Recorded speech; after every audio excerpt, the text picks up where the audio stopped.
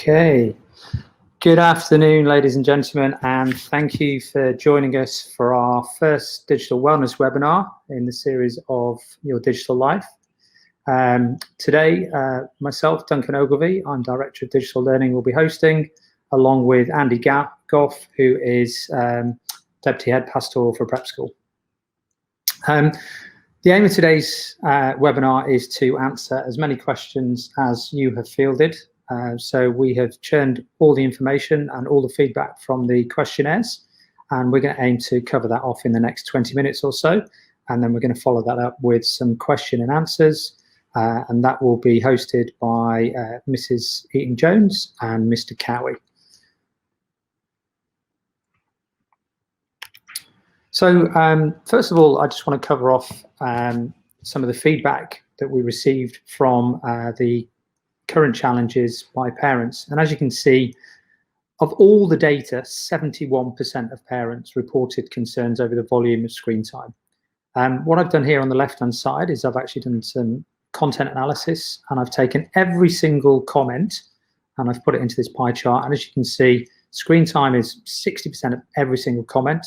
And there are others like the content, reading and literacy, issues with potentially too much time spent on gaming, distractions away from learning, getting that work-play balance, and obviously face-to-face communication. So we know that these are challenges that we're all facing during the current MCO. In terms of questions that were answered, again, over 70% of those revolved around screen time and how to control that. One of the biggest challenges is obviously media content. So knowing what your children are watching, or any concerns that you might have, and concerns also wrapped around potentially controlling that. But pleasingly, a lot of parents also fed back about the alternatives they want to investigate about screen time, collaborating with us, and obviously sharing resources. And we got a lot of feedback about different online concerns, so much so that we have decided that the second part of this webinar series will just focus on online concerns. So that will be happening in a few weeks' time. But we will cover a lot of these concerns during today's webinar. And as you can see, top three: content, what people are viewing online, their mental health, as well as the relationships and social media, and the pressure of social media are big elements. In the webinar article that myself and Mr. Gough wrote last week, in the wellbeing blog, I suggested some books, and we've obviously referenced and researched quite a lot, as well as using our personal experiences. And so we'll be talking about some of the content of these books throughout the webinar. But before I do that, I'm going to pass over to Mr. Gough. On screen is a stages of change model, and we're going to come back and talk about that after we've addressed all of the questions and concerns that you have put over to us. So without further ado, I'm going to pass over to Mr. Gough.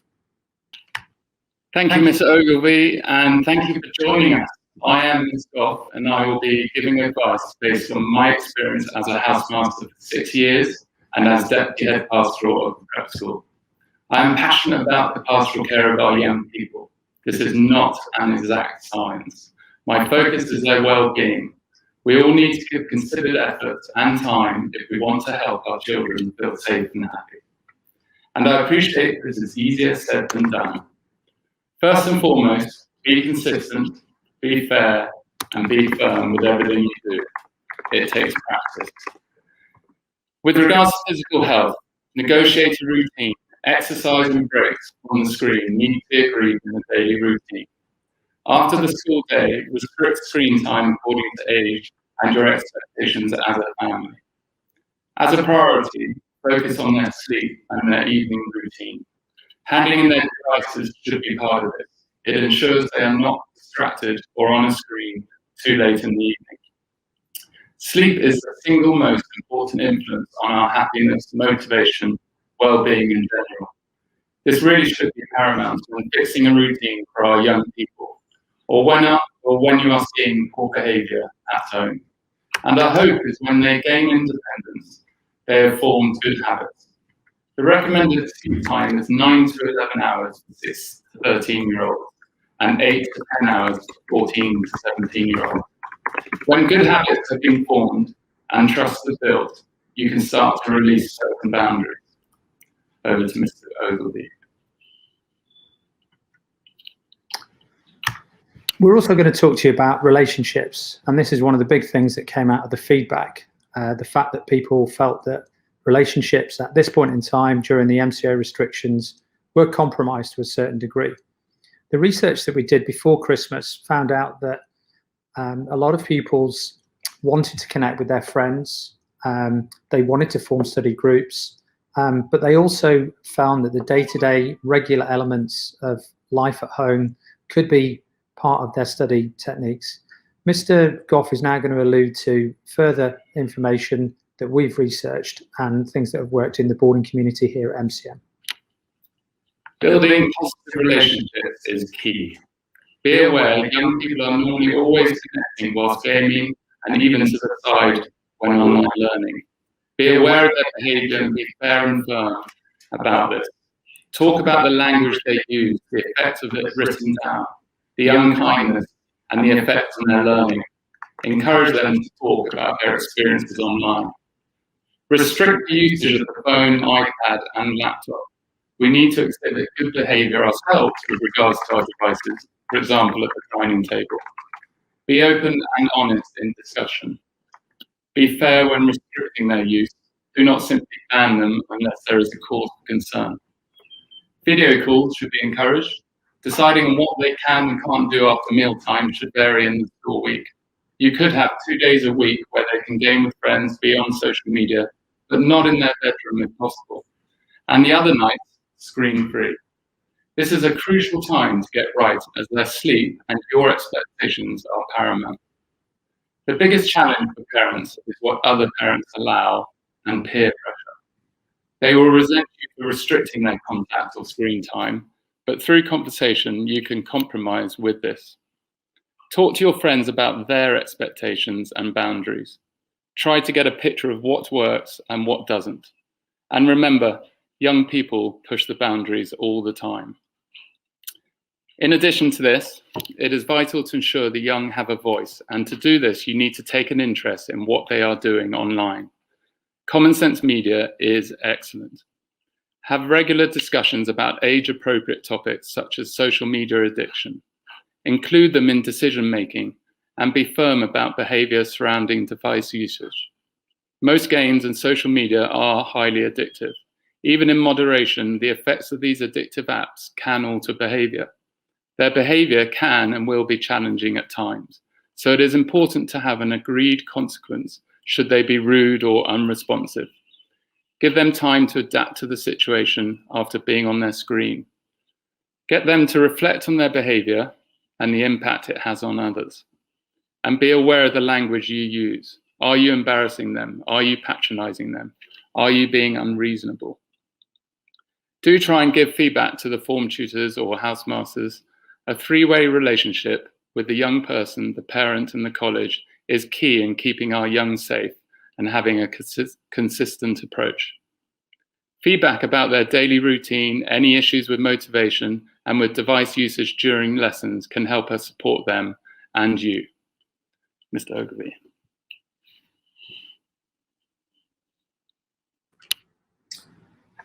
Another part of the research and feedback that we got from pupils was some of the challenges in terms of their engagement and their focus during working at home.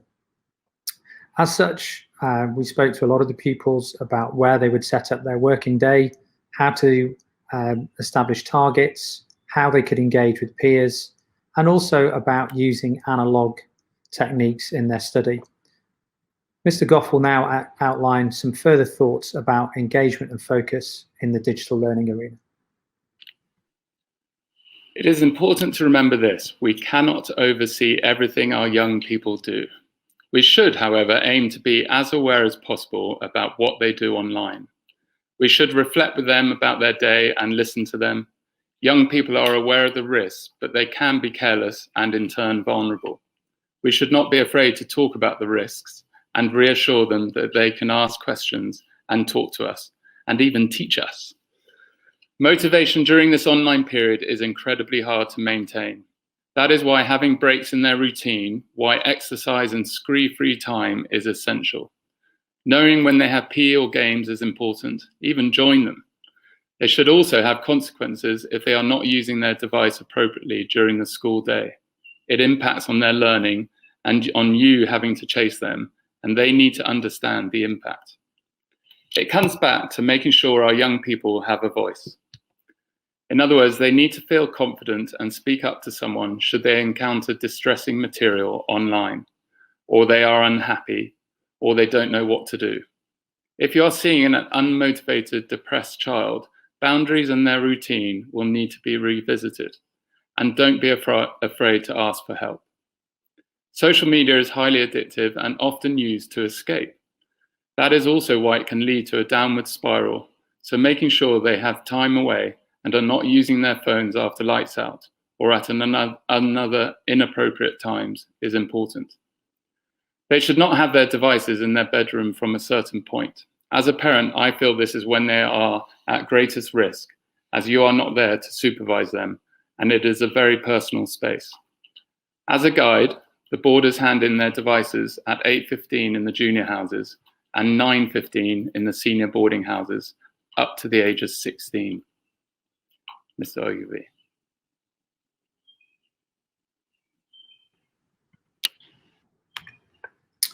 One of the key elements of keeping sanity during the MCO is engaging with lots of positive emotions. And this is something that we've done with the whole of the boarding community here.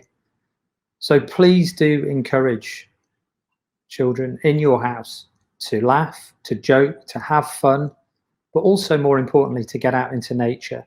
Go, walk, fish, run, bike, and also be creative. It's really important to get that broad overview of an education, but also an appreciation about how to be happy. Mr. Gough is now going to outline some of the strategies that we've used within the boarding community at MCM.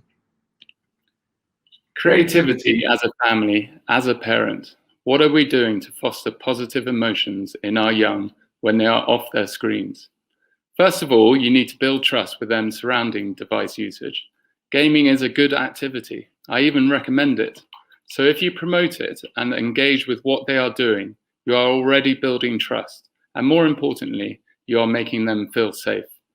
But deciding on how often this activity happens is up to you. In the junior boarding houses, this happens for no longer than an hour and once, sometimes twice a week after school. That is all. Beyond that, it is treated as a reward. As they get older, they do get more independence. But in the early teens, we should continue to focus on their bedtime routine and continue to educate them about the importance of screen-free time and doing things in moderation. Reading and writing should be encouraged, especially just before lights out. If it is part of their routine, they will do it. When using devices, use them together for activities other than gaming and social media, sharing that you understand that the internet has a power for good, but modeling healthy behavior with it, but beyond gaming and social media. Maybe look at supporting a charity together as a family, writing gratitude cards, or making a digital photo book for an elderly relative. The list goes on. And reinforcing good behavior. What language are we using? When you see character strengths such as bravery, perseverance, gratitude, and action, we should reinforce and state it emphatically. Remember, to help our young, we need to put a lot of time and effort in, and we need to be consistent, firm, and fair. Fairness is all about including our young in discussions and decision-making. But as a parent, if it comes down to your beliefs and standing firm when you know you are putting a boundary in to support or help them. Mr. Ogilvie.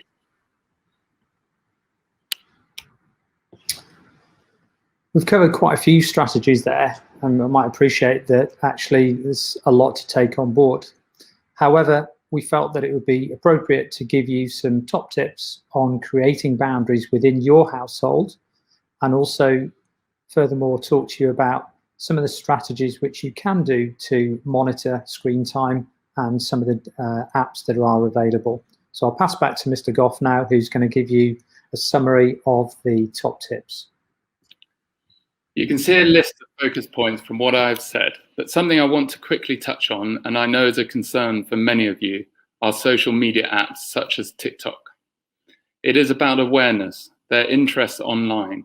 Many of these apps are about connecting and having fun. We shouldn't question them, rather we should be aware of them, their age limits, and try to learn about them. We should try to engage with what it is they are doing and be very aware of the risks. Do they have a public account? Are they really being careful or just saying they are? Taking time to read common sense media or other trusted sources really does not take long and can make a big difference. In short, the best thing we can do is take a genuine interest after researching whatever app it is they are using, and to be firm when it is being overused or it is affecting their behavior towards you and others, and ensure they feel safe and are happy using the social media. There is no doubt it is addictive, and we need to help our young people manage this, and just as importantly, manage their behavior around it. Ultimately, we are providing the devices. We should feel confident when helping our children learn how to use them. They should not be used to create a parent-free zone, a shield from the real world. They can be used for education and entertainment with adult assistance, much as the rest of their world. Routine, I've spoken about this in length. Sleep, screen time, family time, helping around the house. What activities are you encouraging? Conversation helps you to be fair. Include the form, tutor, HM, and encourage pupil voice. Awareness, know their school timetable, interests online, what is affecting their behavior. And exercise and screen-free time. This is vitally important for overall well-being. Reflect on behavior, be consistent and fair. Understand their triggers. There may be a bigger picture, friendships, feeling undervalued, not listened to, for example. Make sure there are consequences when others are affected. And everything in moderation is key. And don't be afraid to ask for help. Finally, parenting is the hardest job to get right. Your love, patience, openness, and your honesty in caring for your child and making sure they are listened to is what really counts. This concept of pupil voice is so important and should be our goal as parents and teachers. Ensure they know they can talk to someone. Thank you for listening. And as we have said, there will be a follow-up document with all the advice and resources we have presented.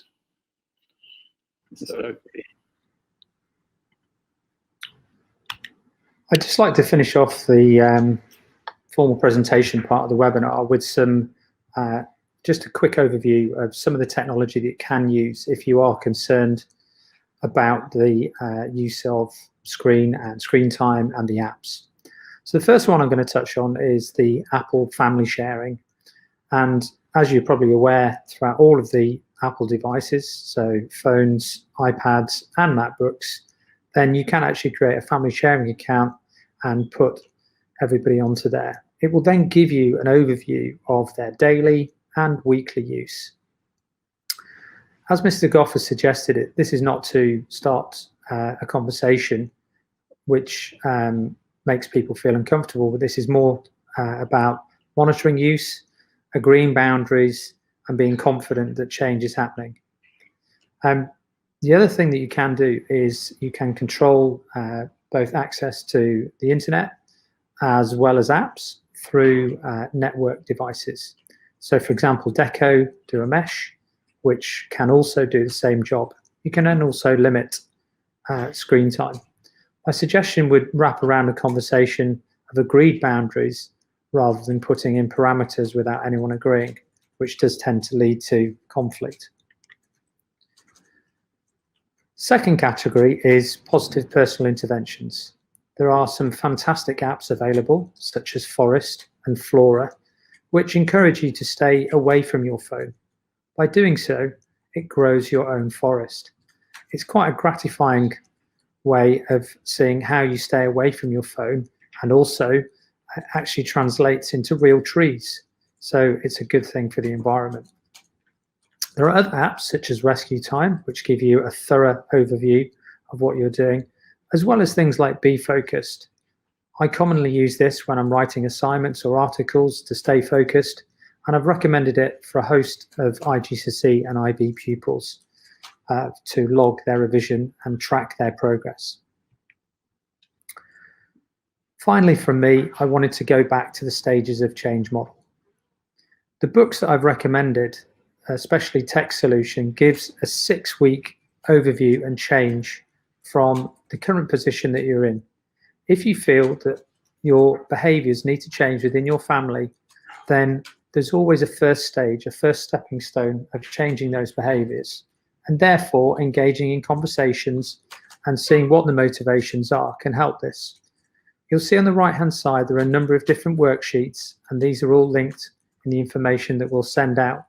Hopefully, by working together with the children in your family, that will allow you to see a change, which will take a few weeks, but it'll have a very positive outcome for the whole of the family. So in summary, there is what is called the Tech Solution Plate. And really, what I'd like to highlight is the nature of which we want to try and remove any toxic technology, which craves addiction, has comparisons with other people, lots of hidden stresses. So by limiting that and monitoring that junk tech, we can then take care of ourselves, we can connect with others, and as Mr. Gough has alluded to, we can create so many great things, whether that be design, photography, music, coding, or innovation. I'm sure this period of time during the MCO, many people have taken up additional hobbies which have involved lots of creativity. So we're going to go to the part of the webinar now where we'd like to open up for questions. There is the chat window within YouTube, and if you would like to pose any questions, please do incorporate those in the chat now. We've got a few minutes where we'd like to address any questions that you may have, and I can see that we've got one already in the chat here. So thank you very much to Veronica for sharing that, and I'm going to add to the chat now. We've got Mrs. Eaton-Jones, and we've also got Mr. Cowie. So I'd like to just publish Veronica's question, if I may, and if I can pop that over. So Veronica's asking, how many hours of video gaming on school days is appropriate in your view? Can I put that one over to Mr. Cowie? Is that okay? Very happy with that. Thank you. Well, some of it depends really on the age of the child when we're looking at the amount of time that's given, and also what else they're doing with their day. So it depends on how passive, how active they are, what other activities are giving them a healthy range in their overall day. Because technology is a key part of young people's lives. There's no getting away from that. So it's looking at what else they've done in the day, what they're going to do when they get their when they do get their devices, what they're needing to use it for. And in terms of gaming, it's talking to them about the gaming, as Mr. Gough was saying. Some of these the gaming software is phenomenally well written with hooks in it to build in addiction at an early age. So not suggesting that's going to happen, but it's just an awareness that there is a risk of that there. So conversation is the best guide. A time limit, it's good to have a time limit, but it's really best to have a balance of other things that are going to occupy the time productively.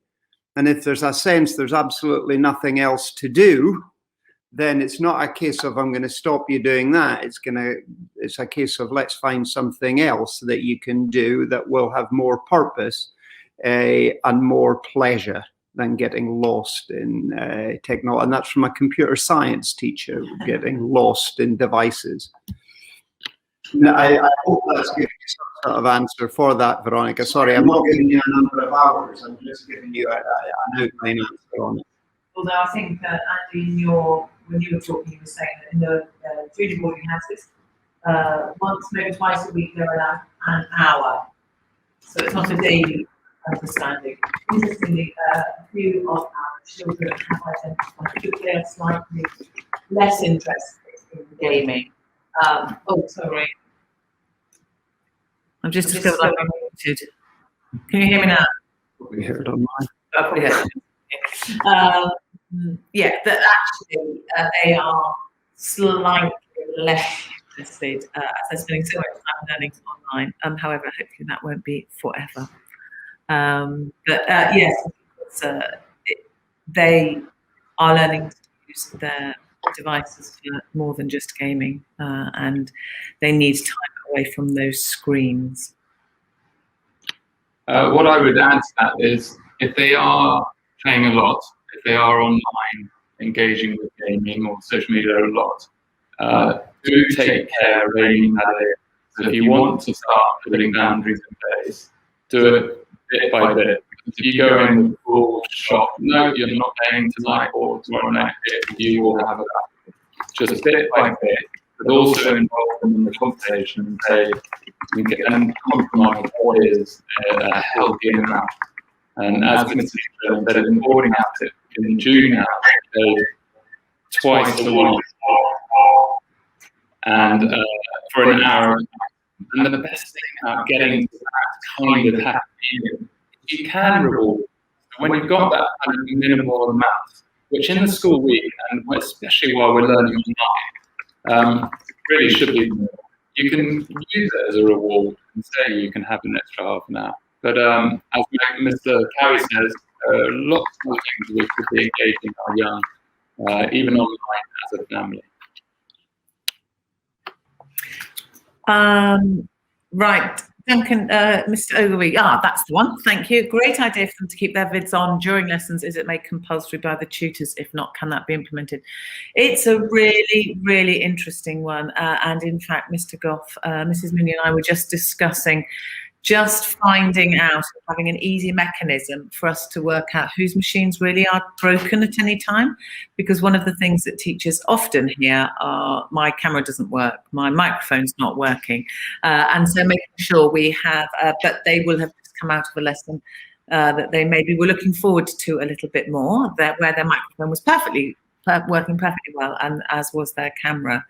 Yeah, I mean, many of our children feel vulnerable, having on the whole time, and in smaller groups it's possible to have them on the whole time, and they work really, really well. One of the great things we're using a lot is having breakout rooms, so they can go into those rooms and they feel a little bit happier. But yes, we are making sure that wherever possible they are expecting to have those cameras on at some point of the lesson, if not the whole time. Okay, I hope that answers that question. Oh, yeah. So you put a question about the names of the books. I think, didn't you both say that the information will be sent out? Yes, the names of the books, we've got The Tech Solution by Shimi Kang, How to Unplug Your Child and Let the Children Play by Pasi Salberg. All of those details will go out in the follow-up email. We've got a couple more questions here, and those questions are going to be, first of all, answered by Mr. Cowie. There was one which said, should I remove all devices from my child to teach them a lesson? So Mr. Cowie is going to take that question on now. Yes, I put that question there because I've been asked it so many times by parents of very young to sixth formers, equally frustrated because they want to be in control. But unfortunately, with technology, we're not in absolute control. And in terms of this will teach my child a lesson, the best lesson to work with children is understand the risks of the technology they're using and educate in using it responsibly, also for fun as well. So it is the nuclear option, removing all devices, but it's rarely the best option because there will be resentment there and there will be other routes of getting around things. and you don't want to go into battle with your children. You want to be working with your children. So just try and explain why that you believe there needs to be maybe less evening time, maybe less social media time, maybe less YouTube time, whatever it is that's causing the concern, and then seek ways with the child of getting around it. Because generally, children are responsible online. Given the risks, they are remarkably responsible, as long as they're made aware of the risks and they're educated in the use of the devices. So I give you the answer I would normally give, that don't make that your first option, very much make that the last option, and you've got a lot of conversation before resorting to that, because otherwise the battle lines are drawn, and that's never good. We have got another question that's come through, and I'm going to pass this one over to Mrs. EJ. So it's not one that I've posed, but my child argues that their device is their personal property and therefore private. So what should I do? Over to you, Mrs. EJ. Thank you. A question I have been asked many times. And again, we go to the root of reason. There's no point getting into a stand-up row that actually you probably bought their device for them, and therefore it's not their personal property, you bought it. I don't think that's going to be the best way to resolve that particular issue. The most important thing, as with so much of this, is about making the safe and correct decisions for them in all times. So the great worry for families and for us as educators is actually they're not private. The whole point is they leave themselves open to access from a very, very public community. Not all of them will be who they say on their avatar or in their description. So one of the things that I have always said and spoken to parents to talk about with their children is to actually ask them what it is they're looking at. Why is it private? If they are slamming the lid down as soon as you walk in the room, then there is a suggestion that would be, it may be embarrassment, it may be shyness, but it is again about starting that conversation to say, why are they doing that? Is it because they know that they shouldn't be using that particular app or that site or whatever it is? Should they not be using it because they haven't done their homework? That's right at the shallow end of the nervousness pool.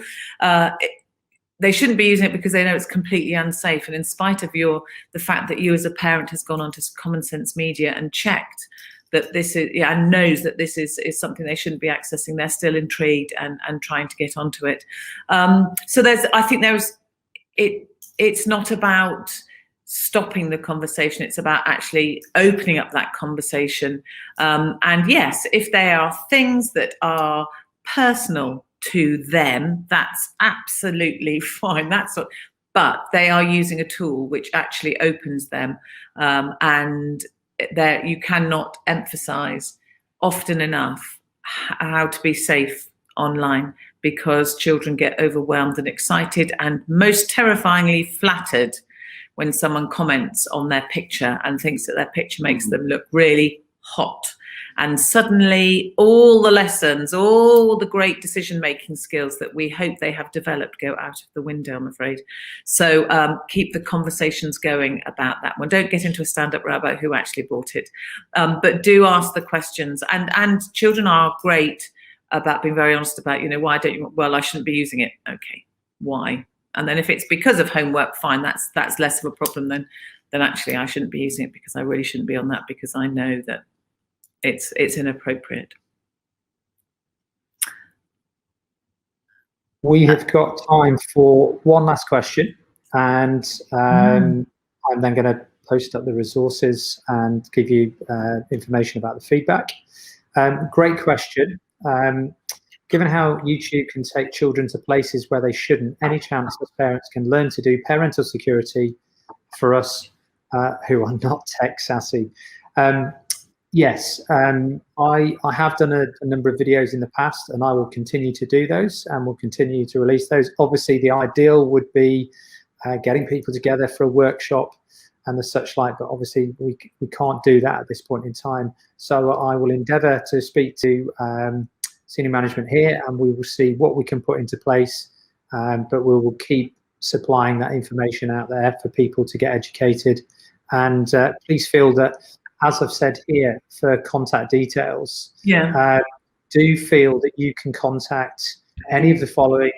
Obviously, Mr. Cowie, who is the whole school pastoral head, Mrs. Eaton-Jones, who's head of prep school, Mr. Gough, who's the deputy head pastoral and deputy safeguarding lead. Please feel that you can contact any of those people about any issues that you have, any safeguarding problems.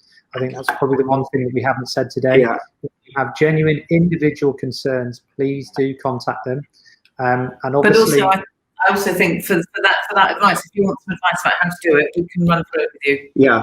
Don't necessarily wait for a group meeting. Let's just, if you want something, you want some help about a particular device, something that's going on, just call in. We can do everything we can. Yeah, and on the, you mentioned, Mr. Ogilvie, you mentioned safeguarding there.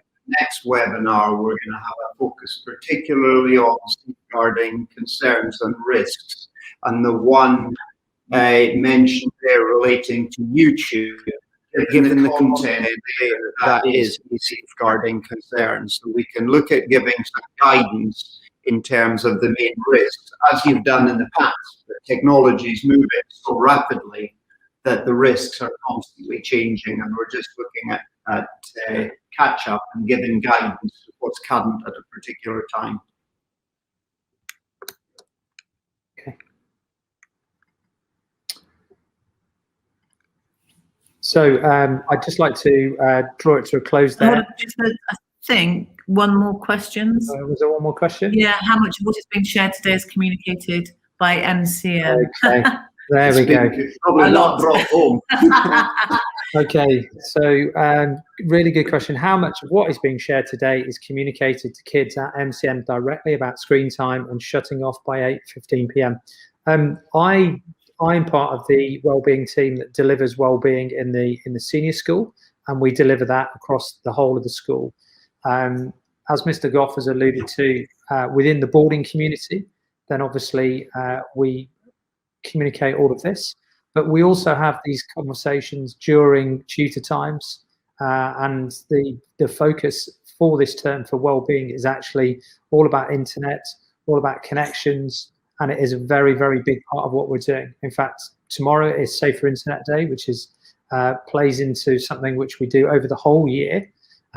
But please do be reassured that these are regular conversations that we have with pupils about, how much is too much, and in essence, what is striking the right balance. But they have heard about it, and the other thing I would urge all of you to do, which I know Mr. Ogilvie and Mr. Gough have mentioned as well, is to talk to each other, because your children, I have 3 who are all larger than me now, but they spent a lot of their childhood telling me that I was being the unreasonable one, because everybody else was allowed to take their device to bed. Well, luckily mine were not of that generation, they're a little bit older, but you will hear that everybody else is allowed to keep their devices on. Everyone else is allowed to reach them if they wake up in the middle of the night, just to keep themselves entertained. You'll hear all that. Do talk to each other. You are each other's best source of support for that. And my experience of that is that you reach out a bit, as Charlie said, you don't feel really tech-savvy. You sort of, you feel a bit tentative, but actually we're all in the same boat with our children. So do reach out. And actually, if you've got a group of friends and all of you parents are agreeing the same code of conduct, then they can't. And it doesn't matter how much they may rail against that. You're not being unreasonable. You're not saying, no, you can't. You're just saying that, no, by this time, that's it. And all of your friends will be off it as well. Because if they can't get hold of their friends, then the worry is who they are getting hold of. And just, it goes back to sleep. And that evening routine, it is so, so important. It does worry me that I occasionally get a story of a pupil up at 11:30 in year 5 or 6. It really shouldn't be happening. And they, as Mrs. Eaton-Jones says, they will try and manipulate you, say, my friends do this, and that is a hard thing to deal with, but that's where, if you are talking to each other, you can set those boundaries together.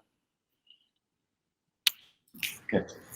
Okay, so I'd like to draw today's webinar to a close. Thank you so much for joining us. We hope you like the new format. Please do give us some feedback on it. There will be a feedback form going out tomorrow. If there is anything that is urgent, please do contact Mr. Cowie, Mrs. Eaton-Jones, Mr. Gough. We are here to help. Contact me. We will help you, and we know that obviously these times are tricky for everyone, and we want to do as much as we possibly can to keep all of us in a better, healthier place. So once again, thanks very much, and we look forward to seeing you next time. Thanks a lot, guys. Thank you. Thanks. Bye. Good evening. Have a good Bye.